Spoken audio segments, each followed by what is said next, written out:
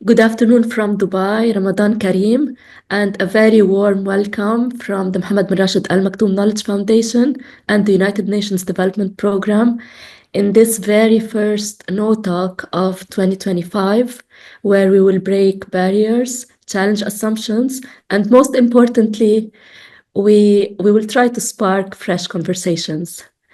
And today we are here to talk about something that affects all of us, whether we realize it or not: generational diversity. From boomers to Gen Z, we have all been shaped differently. But here is the real question: are we using these differences to our advantage, or are we just stuck in an endless debate about who had it harder? To help us unravel this, we have someone who lives and breathes this topic, Maysoun Ramadan. As the global head, Patients and Society, Diversity, Equity and Inclusion, and Chief Diversity Officer for Asia Pacific at Roche, she has dedicated her career to turn differences into strengths. She is here to tell us how generational diversity can drive innovation, collaboration, and progress, especially in STEAM fields. Before I give the floor to Maysoon, I just want to remind you to write your question in the Q&A box, and I'll make sure to ask them to Maysoon at the end of this session. So let's dive in. The floor is yours, Maysoon. Thank you so much. So, ladies and gentlemen, good day to you all. I would like, first of all, to thank the Esteem Foundation and the UNDP for giving me the opportunity to be part of this platform, which I think is very exciting. As a resident of the UAE, this could be the best way for me to feel that I can give back to the community. Knowledge sharing is important, and today we're going to only talk about how we need to leverage the knowledge sharing in the context. As we embrace 2025, declared the year of community under the remarkable theme of Hand in Hand by His Highness Sheikh Mohammed bin Zayed Al Nahyan, we find ourselves at a very pivotal moment. Today, I really want to speak about building, I would say, more of a united, empowered society and workplaces by highlighting the role of differences and belonging. I'm quite sure that in this platform you have addressed maybe topics like gender, disability, inclusion in that perspective previously, but today maybe we would like to look at another essential angle that would spark a conversation, earlier to your point, as we really dive deep into the generational diversity. Now, as you all are aware, like each generation, whether baby boomers, Gen X, millennials, Gen Z, is unique. Not because they are, let's say, incapable of learning from each other's skills, but actually it's because each group or each population really experienced different environment and that it was really exposed to. By recognizing this, we can really foster an environment of mutual learning and growth. And introducing a dialogue between the different groups and generations would really enable us to learn from each other, again, exchanging knowledge, exchange mastery of various skills, and of course, acknowledge that we are all capable. It's really about consciousness, awareness, exposure, willingness to learn, and shared curiosity. In the intergenerational dialogue, I think it's really essential for us to think of also sustainability in the UAE and beyond. By embracing the diverse, I would say, perspective and the experiences and the expertise between each generations, we can develop innovation and innovative and comprehensive approaches to sustainability and to the challenges that we face throughout that journey. So leveraging the insights, the skills across the generational line allows us really to create solutions that are resilient, adaptable, future-oriented, promoting really that mutual learning, collaboration among the different groups. And I would say together really we can create a sustainable future if we become a bit more conscious about the importance of our differences. So in our discussion today, I would like to really maybe tap into a few concepts that might be helpful. We're going to really talk about the notion of society, community, and sometimes about workplaces, because I think each one is very connected to the other. And yes, we're going to give also examples that will allow us to say how we are moving forward in this journey. So I would say stay tuned. Let's look at the areas that we might cover in the sense of in today's conversation. One of them is advancing the differences and belonging for a stronger community, where we're going to look at really the context of community. We're going to look at then double clicking at STEAM. Maybe it's really going more further to certain fields where we want to bring the leverage of and the importance of diversity in generations, how we bridge them and bridge between them as we're looking at these different, I would say, fields or industries. Harnessing generational diversity would be another angle that we would like to talk about, giving a few tips around what can we do in order to help the communities or workplaces to come up with maybe certain, I would say, tools. And finally, how we want to look at us as humans as we position diversity as a collaborative strength. So before I move forward, I'm quite sure you might be asking, like, what are the different generations? What's the era? And I really wanted to display this as an illustration so that you can guess where do you belong in these different groups. You can see that we have the pre-war, baby boomer, Generation X, millennial, Generation Z, and Generation Alpha. Each one has its own uniqueness. And the beauty of this uniqueness is, are we able to tap into that potential? And are we able to exchange the potential between the different groups? And I think this is an area that will give us a huge, huge opportunity of advancing innovation. So that's going to be an area we're going to maybe also tap into as we speak.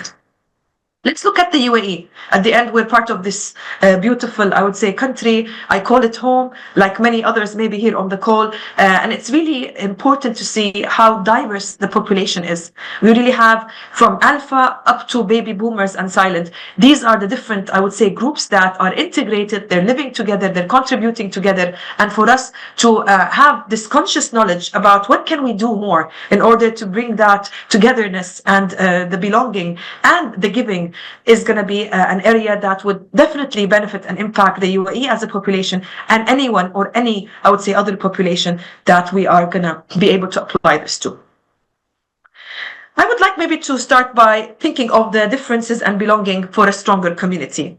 In pursuit of a united, I would say, empowered society, recognizing the valuing differences across the generations is really crucial. As we foster a sense of belonging, we always strengthen our communities. There are few pieces that maybe are important for us to highlight in order to see what drives the belonging and the strength of a community. Let's start by policies. So one of the areas are the policies. An example would be how the UAE National Strategy for Women Empowerment or the Empowerment of Emirati Women and the Dubai Disability Strategy 2020 were like really major highlights. I hate to interrupt you. It's really insightful, but can you just go a little bit slower just for the interpretation? Absolutely. Sure. Thank you so much. Yeah, I forgot that we have translators. I'm sorry for that. So let's tap into then the policies. So I would say when we look at how we enhance a stronger community or we bring that belonging piece, we have certain aspects that we would like to leverage and see how they drive it forward. One of the areas is actually the policies. I'll give an example. The UAE National Strategy for the Empowerment of Emirati Women, or I would say the Dubai Disability Strategy 2020 that really highlights the alignment of embracing differences. And the reason why I'm talking about these policies, because when you have consciousness and you strategize certain conscious areas, when you think of differences, it really drives. It's part of a strategy. It's part of a vision. And that's an angle that I think when we consider that the generational diversity is really important to think of. The second piece that maybe it's good to highlight as in what drives these kind of areas forward, it would be the commitment.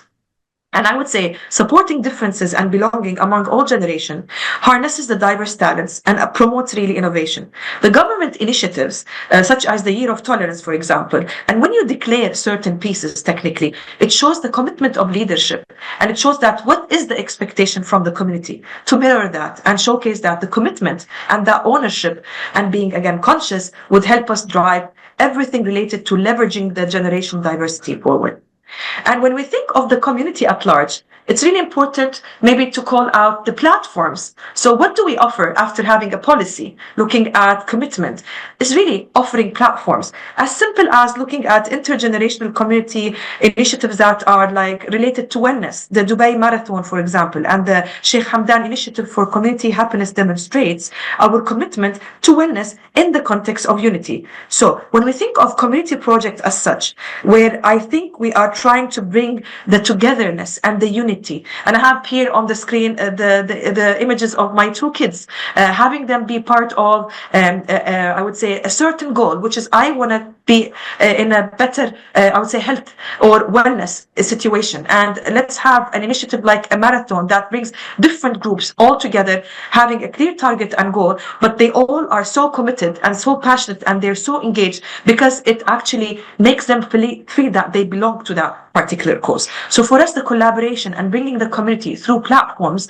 is also a very important piece that I would like to maybe highlight. Now, we thought of the community context. We talked about a few areas that drive that.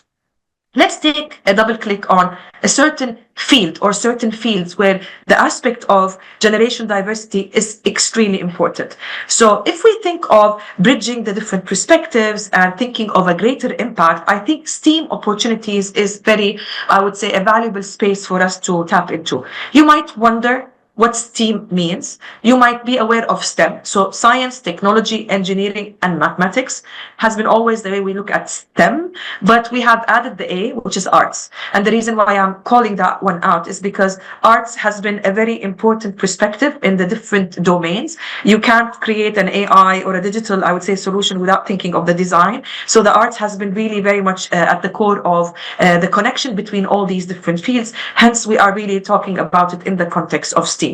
And for us, bringing the element of generational diversity in this area is important, and it really relies on two critical pieces.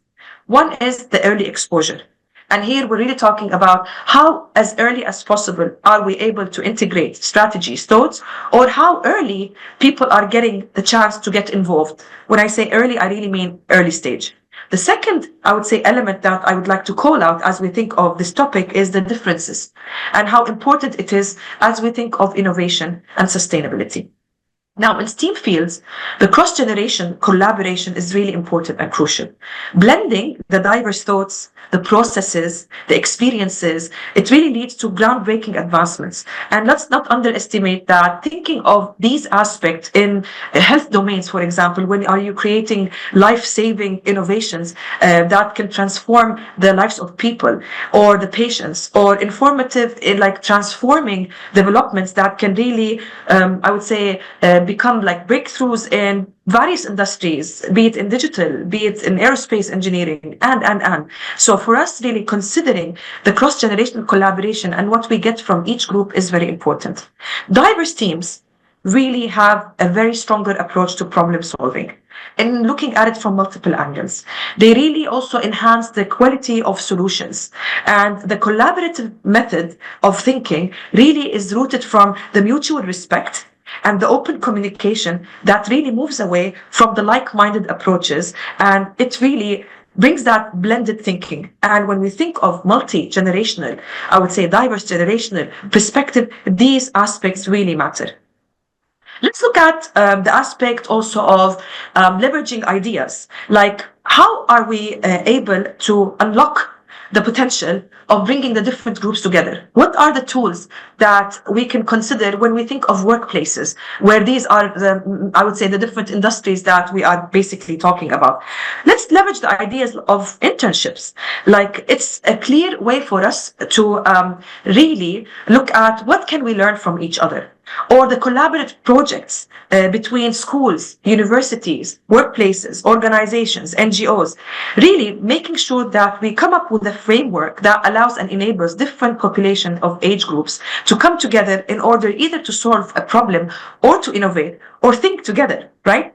At the end, when we think of these connections, we are able to bond different generations, allowing them really to explore more about each other and access these different STEAM fields at an early stage. And this triggers interest. And for us, making sure that we engage at an early stage is also equally important. These initiatives not only actually help us blend the diverse skills and the sets that we have, but also first and foremost, foster a very strong relationship and bridging the gaps or the generational gaps that might exist. It also illustrates the importance of, I would say, how we inspire the future generations. As we say, we want to engage at early stage. This is really a strong place for us to engage the younger groups to look at things and learn about things that they might not have been exposed to already. For instance, when we think of mentoring program, and pairing the younger, I would say, employees with more experience, I would say, mentors, this really facilitates knowledge transfer and the skill development for both directions. I would like to call out that these are maybe certain notions that we would like to tap into, but let me share also a few other tools that might allow thinking of STEAM or maybe other industries too. What can we do in order to leverage this generational diversity in organization and workplaces and sometimes maybe beyond?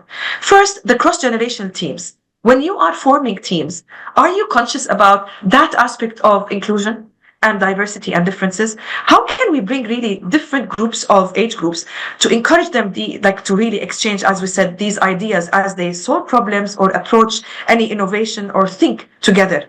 The second piece would be, if you think of other tools, the open communication channels, networking, platforms that would either recognize the groups who are different or the platforms that would really establish the chance for them to change and exchange insights, suggestions. I would say that's more of building a culture of a mutual respect and learning as they're coming all together. And I would say maybe it's good to mention a few examples that are maybe from the UAE that would show you that we sometimes have it organically done. Let me share a few examples. So the Dubai Future Accelerators, it's a program that really connects the government entities with innovative companies to collaboratively create solutions. مستقبل دبي، وهو برنامج يجمع الكيانات الحكومية في إطار التعاون واستنباط الحلول. Okay. I think we can hear the translation. نحن نسمع. Yeah, so maybe we can mute the translation. Okay. So that was one of the examples. Maybe another example would be the Dubai AI and Robotics Award for Good. So basically, this is a space where an award initiative promotes the use of AI and robotics in improving people's life. And the reason why I'm putting this as an example, the first one was more around a program that is developed in order to advance or progress in certain area. This one is more of an award that recognizes the great work that people can do. And finally, maybe thinking of Dubai Health Authority smart initiatives, which includes various digital health initiatives such as smart, I would say, patient portal, telemedicine services, where Roche is also collaborating very heavily. This is another area that showcases partnerships. So the reason why I mentioned all these examples is how do we create platforms that allow us to integrate the different groups with each other? Those were a few examples that probably organically had a lot of different age groups or generations coming together. The question that I would like to ask is, how much conscious are we as we're building these strategies? And how much conscious can we be as we move forward when we are building programs or coming up with certain platforms that we would really make sure different groups of ages or generations are coming together in order to be part of the conversation, in order to be part of the dialogue, in order to be able to drive all together to a certain targeted goal, or I would say approach. Now, it's very important to call out again the word mentoring or mentorship. And when we talk about mentoring, it's we are so used to the regular, I would say, approach where I would say older groups actually would sit with younger generation and would exchange that experience. I would like to come up with one more maybe method here that would be a nice and an easy tool that would support societies, communities, and organizations and workplaces to unlock, I would say, the strengths of this multi-generational workforce under the context of exchanging experience, but reversing it. So I'll tell you a very interesting situation or a story, maybe a short one. I was sitting with my daughter Denise, who is 12, and she was really telling me about how they have actually introduced a new tool in their school, a digital tool to communicate among each other. And she sat there with me to explain to me how that platform works. And I was really amazed into how the young generation is such a tech-savvy generation and are able to do things very fast and speedy way, in the sense. And she was so keen to teach me as much as I was so curious to learn more. And I'm not going to even mention the social media tips and tools that she keeps trying to teach me. And it again amazes me how they know and how much fast they can learn. On the other hand, I would say more about my son, who is 8 years old, who really sits with me on his iPad, shows me the different apps he has, either in learning solutions or certain games that they have. Of course, it's a responsibility for me as a mother to know what they're doing, but it's also more around the curiosity that how am I going to be able to keep pace with what's happening as we're seeing all these dynamics and the fast changing, I would say, world around us in different aspects, including the STEAM. So looking at that, it was really an inspiration for me to think of this whole context of how reverse mentoring works. Any community is really enriched with the unique qualities of each generation. So if we think of the experiences of boomers, or the leadership and the rigor from Gen X, or the tech against savviness and collaborative nature of millennials, and the creativity of Gen Z, I think you can really check it out if you have kids, if you have nieces, your friends' kids, or I would say any space you're in, be it a school, you really can sense these differences between the different groups when you start comparing yourself with the groups around you, right? Each generational cohort actually brings different strengths and capabilities too. For instance, if you think of the vast experience, I would say that boomers would really contribute into that. If we think of management skills, for example, the Gen X really offers that. As when you think of like the fresh, innovative, fast thinking, maybe the Gen Z brings it. The question is, do we think that they just own that particular skill and we can't interchange? The answer is, of course we can. The question would be, do we have that awareness among us of what is the skill that each group has? And do we have enough dialogue and curiosity to learn from each other? So here I'd like today to shed light on one of the great experiences and tips, which is the reverse mentoring. Reverse mentoring actually is a practice where younger employees mentor senior leaders on the current trends, technologies, or any cultural shifts that happen to be. This concept actually turns the traditional mentoring on its head, because instead of older employees imparting knowledge to younger ones, the reverse actually happens. It brings the core meaning of mentoring, which is technically based on exchanging experience regardless of the generation or age. And I think the importance of the reverse mentoring really comes in the way that it breaks down hierarchy, and it really kind of breaks down anything also related to barriers, encouraging the two-way exchange of knowledge. Example, a young digital native might mentor a senior leader on how to not just use social media, but how to use it effectively, or understanding the new technologies that happen to be in AI nowadays, where we are integrating to our either life or our, I would say, work.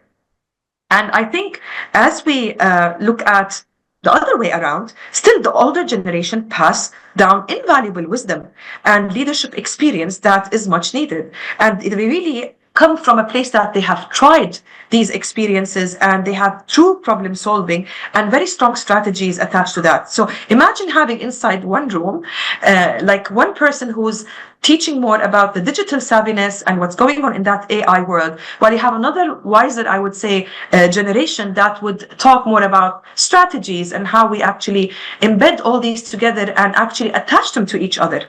So when you have this kind of an integration and you enable the integration of these elements through effective communication and showcasing how we can leverage all these combination together to come up with more of a resilient way to address challenges or be able to drive whatever you're putting as a goal, be it as a society, community, or as an organization, it's really, really, really powerful, and it really, really can create a huge amount of impact. So you might ask, if we want to again summarize, what is the benefit of the whole context of, I would say, the reverse mentoring? Senior leaders, again, really gain fresh perspective and stay updated. They can really help themselves to evolve with the trends that are happening outside the world, whatever the industry or the area is. As for younger employees, they become really more empowered because they feel that they are engaged. their voice matters, their experience matters, and hence their belonging also will increase. And let's not forget that when you think of organizations, including Roche, they have really successfully implemented the reverse mentoring programs, because these initiatives not only bridge the knowledge gaps, as we mentioned earlier, but it really helps us in very fast and rapid transforming industries like healthcare and many others, of course. It really ensures that the seasoned leaders are really supporting the people who are like new to the organization. And again, this really supports the element of engagement and belonging and the feeling of included. Being included is very important. And when people feel heard and they're being heard, this is a great way to unlock the potential and bring that power of making use of all the different skills and the expertise that we have in the room. And as we've spoke about community, how does that impact? Looked at the STEAM, why it's important to embed the element of generation diversity, double-clicked on maybe the reverse mentoring as a new idea for organizations, and not only a workplace, I would say, even communities, societies. When we sit together as a family, let's make sure that we learn from each other. When we sit together as a group of friends, I think that's another space where we would be looking at the areas of how do we do the reverse mentoring. The last element I would like to tap into is how actually we need to think of the area of, I would say, the differences and how we can bring in more success, but with harmony. Because at the end, we're humans. And everything we're talking about right now, different groups, generations, do I know enough? Don't I know enough? This has all to do with my feelings and what my safety. Psychological safety, if that would be the right way to say it. Diverse groups across generations really enhance creativity and effectiveness. Research actually has shown that if we have an organization that has a diverse workforce, it really outperforms all the other, I would say, peers of other organizations. And many companies have seen increased creative outputs. And when they particularly commit, and they do it consciously, when they bring different groups with each other.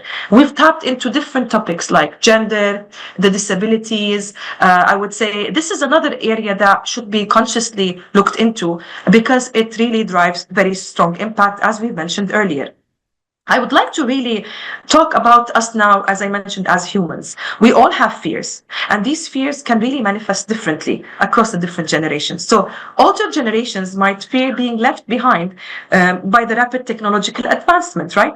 And while younger generations, who are usually very speedy and fast, might really often be very, I would say, scared or concerned with the anxieties about job flexibilities or career stability in a rapidly changing, I would say, economy. So creating the sense of belonging and fostering an open space for dialogue with the different groups and the communities can help bridge between these generational, I would say, aspects that might divide. So when a member of a community really, I would say, engages in honest conversation and can share their expectations, what they're feeling, it really maybe promotes a mutual understanding and empathy. And this is an aspect that, again, applies to communities and to workplaces, or I would say any group of people coming together. This inclusive approach really helps alleviate any individual fears, strengthen the communal, I would say, bond, leading to more cohesive and supportive environment where everyone's concerns are acknowledged and addressed. So I would say the word maybe inclusion here, bringing the differences and the belonging, is so important when they're looked at in a very conscious manner. And for us, this is a way that will show the value of the differences and the value of bringing different groups together and making sure, again, that we are able to unlock the potential of not every single group, but when all the groups come together. Integrating these values into an organization or a community culture fosters loyalty and the sense of, again, belonging. So when people feel that they belong, they really experience passion and the willingness to give back. And I think this is something we all experience here in Dubai. And today's platform for me is a very strong example for that. So in conclusion, As we move forward into 2025 and beyond, it is essential to embrace the rich diversity of ages or generations that make up our society by actively fostering a sense of belonging among baby boomers, Generation X, millennials, Generation Z, and the upcoming Generation Alpha. We can build an inclusive and resilient future by unlocking the potential of these multi-generational perspectives and advancing initiatives that celebrate our differences and promote the inclusion for all. We can drive innovation, really enhance societal cohesion, and achieve a sustainable growth together. The leadership of the UAE has demonstrated, I would say, a steadfast commitment to fostering diversity and inclusion across sectors of the society.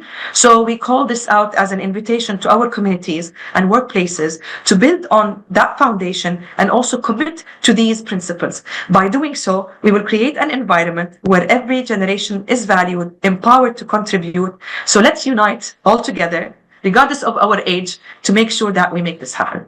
And thank you so much for your time. And I hope I've been able to share a little bit about this topic. Maybe it was high level, but we're more than happy to take and carry on with the dialogue that we're going to have. And I'm more than happy also to connect with you afterwards if you have any additional detailed questions on the different tactics and the strategies.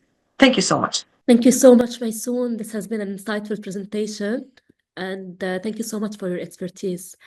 We have many questions coming in the Q&A box, but also on our social media because we're live streaming this session today.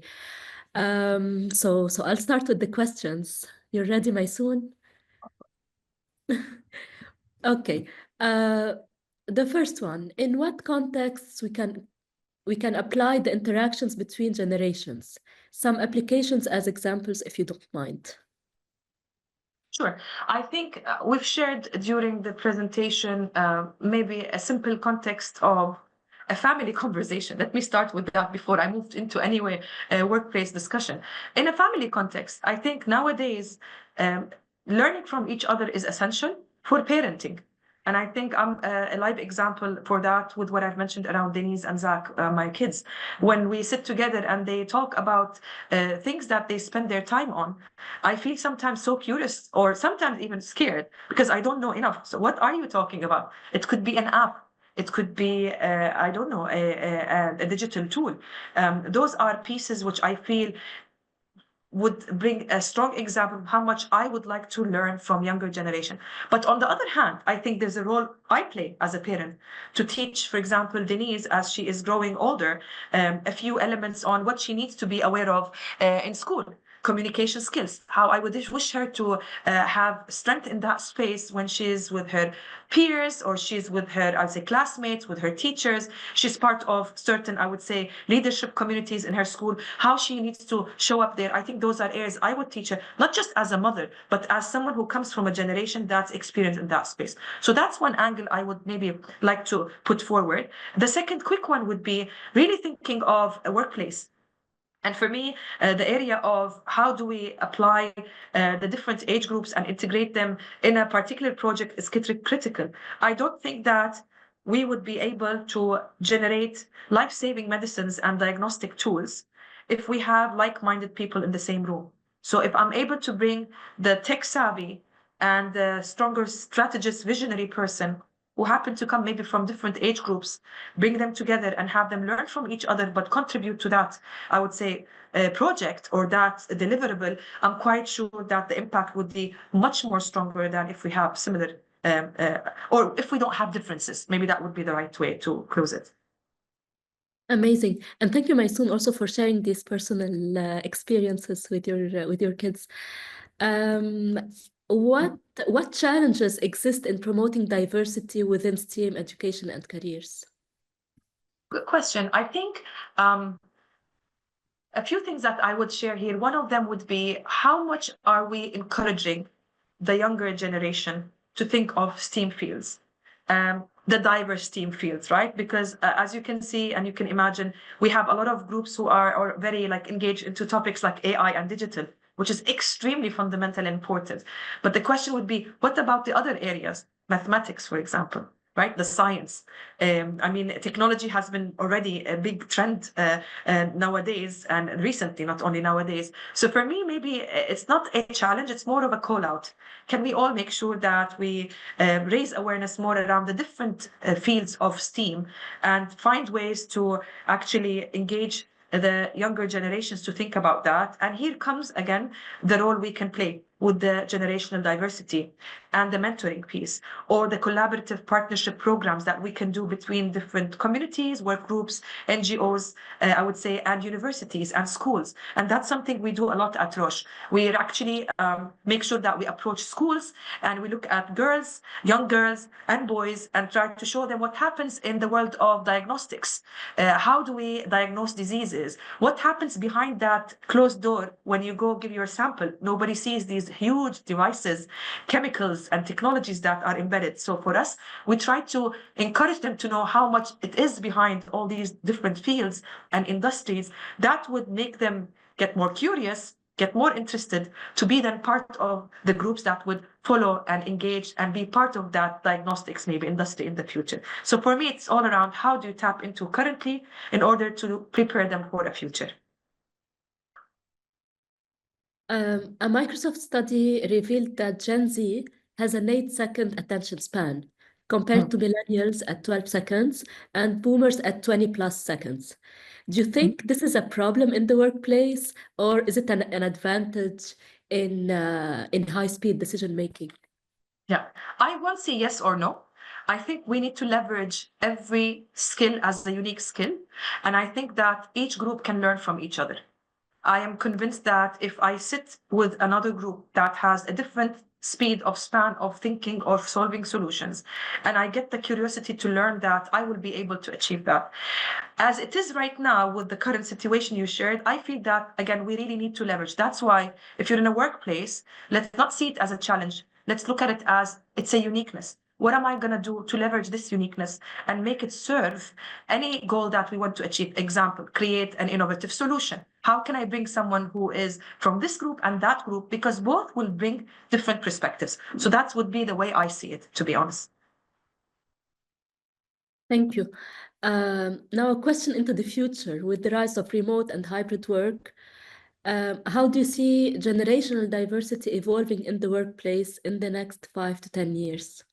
Yes, I think this question is also somehow stems from the fact that, are we going to be replaced by robots? That's a question we always receive, right?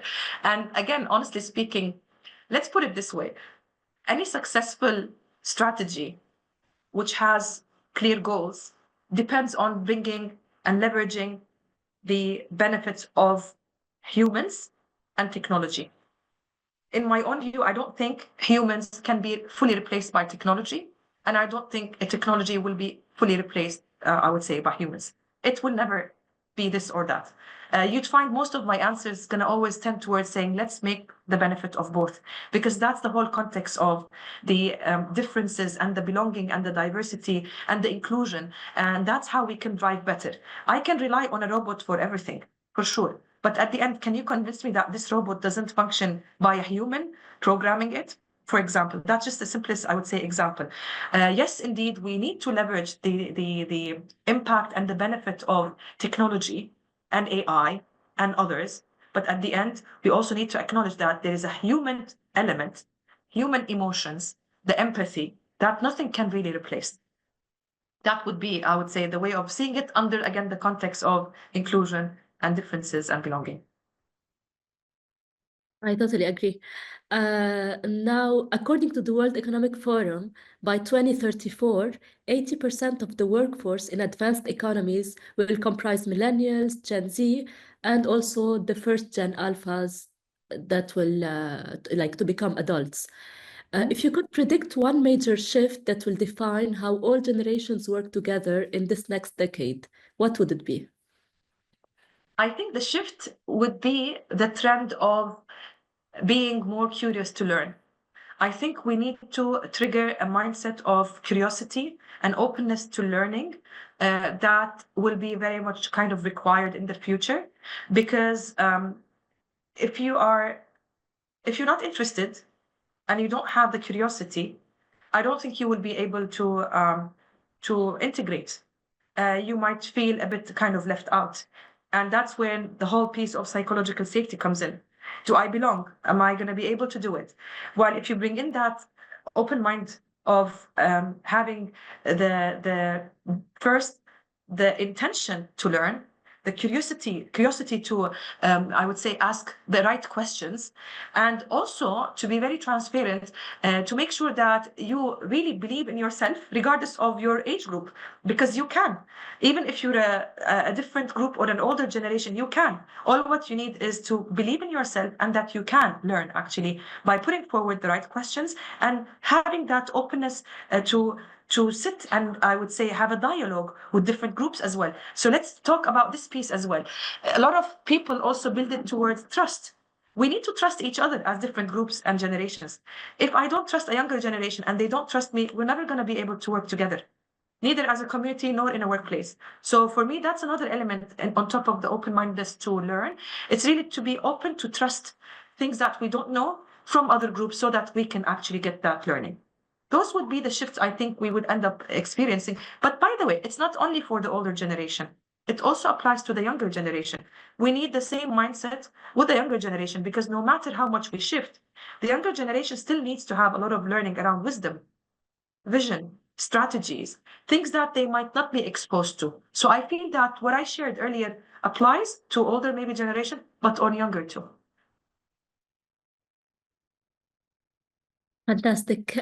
So these were the questions. We have got many, many, many more in the chat box. Maybe we can share them with you later on. And we can also keep this discussion offline or online on social media. So you could reach out to Maysoun directly. And but like I'll end it with 3 fun this or that questions. And the answer should be like a personal preference of yours. So the first one, AI coworker or human mentor? Coworker. Okay. Office or remote? A mix of both. I must say, a mix of both. I think both are important and valuable. Yes. Long-term career at one company or job hopping every few years? I won't talk about the second one. I'm a long-term person I've been at Roche for in Roche for the past 18 years. So I'm kind of someone who believes that you can do differences in the same place, but I'm open for anything else too. I've never explored it. I'm like you in this part. Thank you so much. And like clearly, generational diversity is more just than just a conversation starter. It is a game changer. And I think that, as you have said, Maysoun, if we embrace it in the right way, we can transform our workplaces, our industries, and maybe even solve the world's biggest problems. Thank you, Maysoun, for your insights, and thank you all for being part of this dialogue. Thank you. Thank you so much. Thank you.